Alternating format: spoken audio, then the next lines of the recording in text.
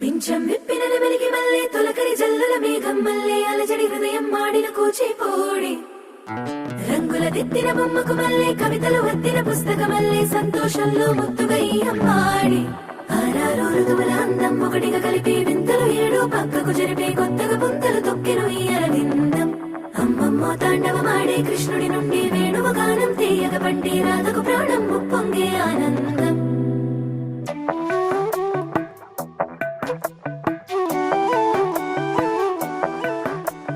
మధురము కదా ప్రతొక నడక